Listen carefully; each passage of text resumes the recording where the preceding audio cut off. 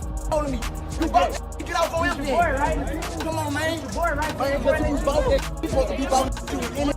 Video surfaced showing him running away to avoid the situation.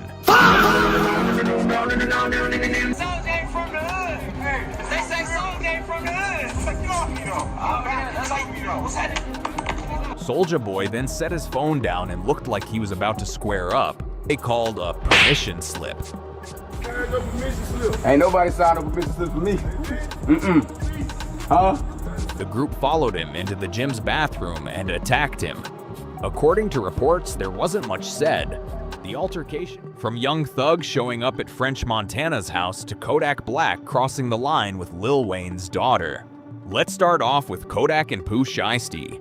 It all kicked off when Pooh Shiesty went viral for money spreading, showing off stacks of cash online. Kodak didn't like that at all. He jumped on Instagram claiming he was the one who started that trend, basically accusing other rappers of copying his style. Some money on the gram, I invented that. That's some crazy like that. Stop playing with baby. That is what, this was 2015. Spray game 2019. Shiesty didn't take it lightly. He fired back by posting an old photo from 2012 of himself spreading money, arguing that he had been doing it long before his rap career took off.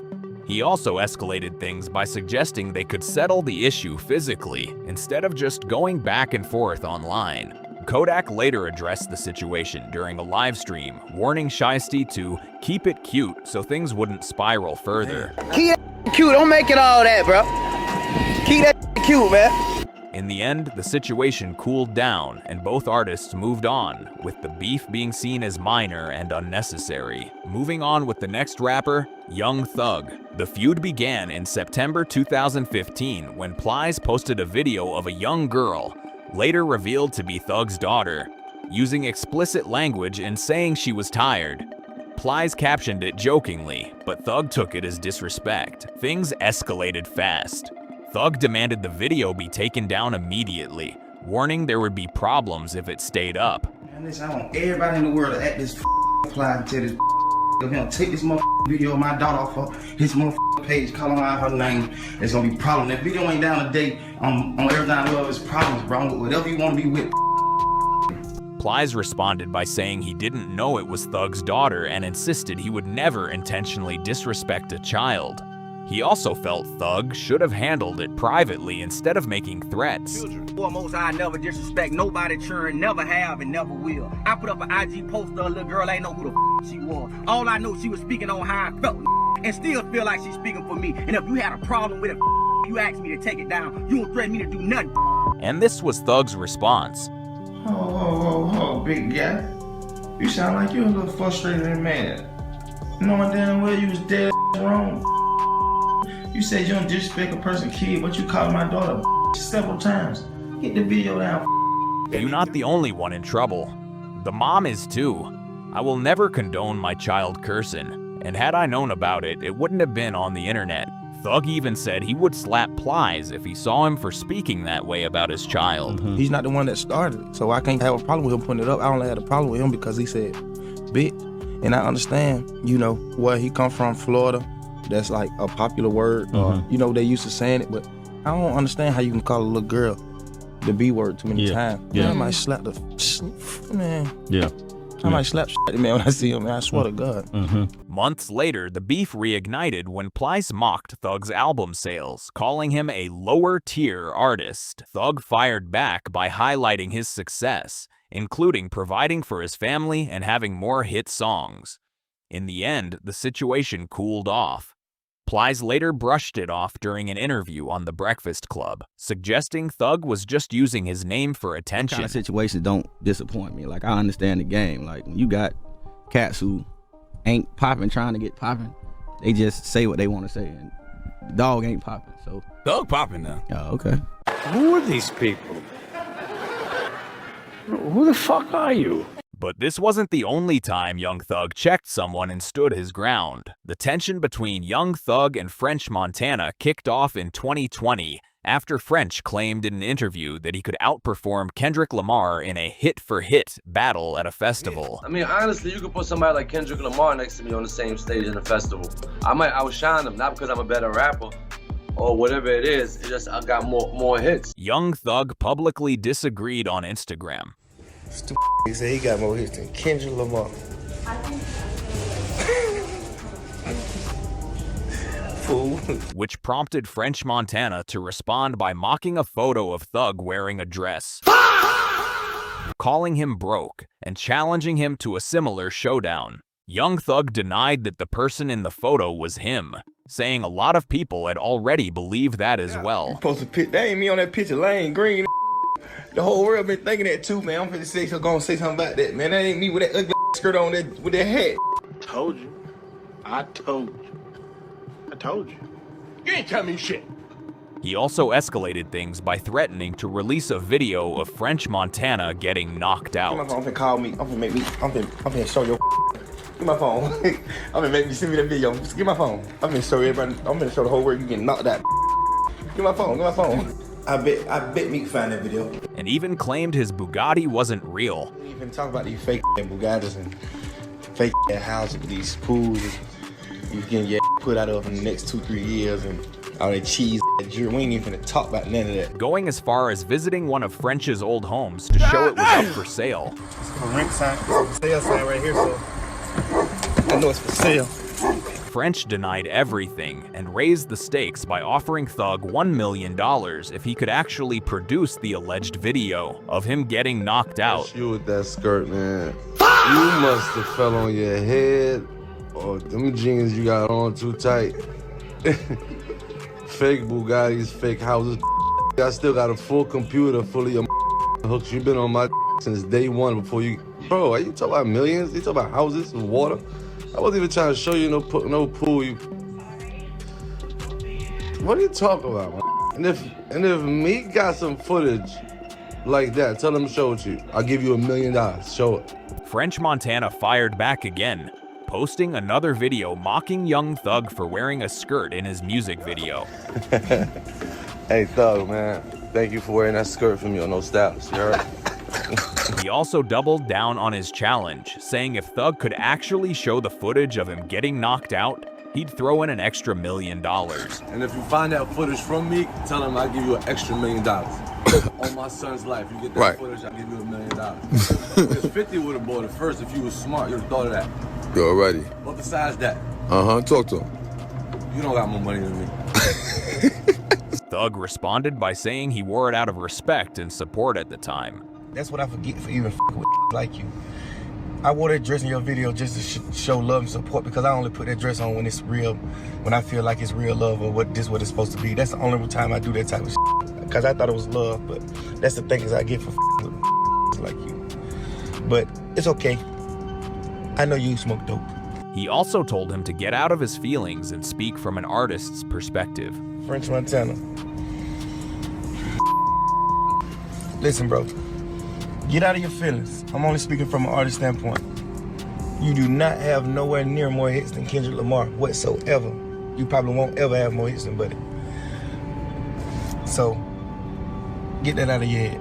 I don't know what you're taking, but get that out of your head. Around the same time, 21 Savage chimed in on Twitter, calling Young Thug Cap. Thug later addressed it, saying 21 only said that because he was supposed to pull up to Atlanta but couldn't make it. Second of all, I got off the phone with Savage. I told him I was coming to with him in Atlanta for a few days. I was supposed to get on the jet yesterday, and I was supposed to get on the jet today, but I ain't make it. So that's why he put it up and said, I'm in the Hall of Cap. We don't got no smoke with each other. But the real reason behind their beef came out later, after Young Thug posted screenshots of their DMs showing him pressing French Montana. French then cleared things up in more detail during an interview on The Breakfast Club. I told you why I went left. It had nothing to do with Kendrick. I never disrespected my fiance. We was at a video shoot. We was all drunk, this and that. And I don't remember. This I said something to her, like tried to holler at her. I don't remember. So he had hit me, and I'm like, bro, nobody would never do that. So would you apologize then? Yeah, I apologized to him. And I saw him 2 months ago. I went up to him personally by myself, and I tapped him on his shoulder. He turned around, I gave him a pound. So I thought everything was cool. So it was really over Jerica. It was over Young Thug's fiance. The situation settled down for a while after Young Thug released Slime and B with Chris Brown. French Montana then shared a post saying he wouldn't be right to hate on it, pointing out that he's cool with Chris, had already moved past the issues with Thug, and actually liked the album, even though he felt it should have been promoted more. Thug responded by explaining the numbers were affected because the project had already been available for free on SoundCloud before its official release. In the end, the situation cooled off. French later confirmed in an interview with Fat Joe that there was never any real beef. You're not gonna come and call me a fool knowing it's about something else that had nothing to do with me and Kendrick, just so you come out like, it was whack. It was whack, and I hate that it happened like that. You know what I'm saying? So I just feel like, I want everybody to do their thing. I ain't got no beef with them. It wasn't no real beef. Let's get back to Yak Attack. Let me drive the boat. After Nipsey Hussle passed away in 2019, Lauren London shared an emotional post grieving him. Kodak Black then made comments that many saw as disrespectful, suggesting he could step in as the man for her while she was still mourning. A lot of rappers called him out for it, but Kodak didn't see an issue and stood by what he said. The backlash came fast, with T.I. publicly criticizing him and telling him to apologize. Kodak Black, you got a packet. Fix that quickly, expeditiously. Instead, Kodak fired back with a diss track called Expeditiously, where he referenced Nipsey and even took shots at T.I.'s wife, Tiny, saying, "How you tell me what came out my mouth? You don't even know Nipsey? Tiny, that bitch ugly as hell. I don't even want Piggy." Kodak also made things worse by saying he wanted to have a child with Deja Harris, the daughter of T.I. Her mother later addressed it in an interview, saying the comment was highly disrespectful, but she was still relieved the situation never turned physical. But this wasn't the only time Yak Attack humiliated other rappers. He also tried humiliating Lil Wayne. The tension between Kodak Black and Lil Wayne started in March 2019. Kodak was performing and expected Wayne to pull up for a joint appearance. But when Wayne didn't show, Kodak felt disrespected. He grabbed the mic and made some disrespectful comments about him. Lil Wayne.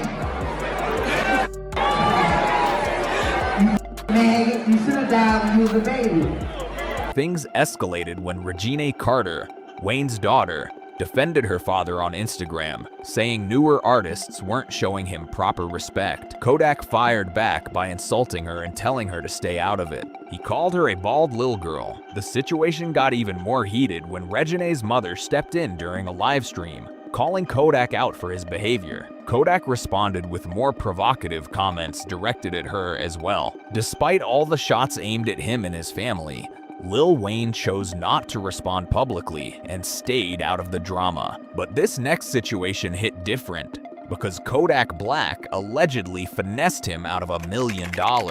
It all started when Kodak tweeted, "Just made an M off Lil Jack. Thanks, Lil Bro." Jackboy then posted about how the label was being handled, claiming Kodak Black would rather see things fall apart than let other people step up and take leadership. I don't want no driving me 8-9 hours. You tired, you trying to be the only person driving.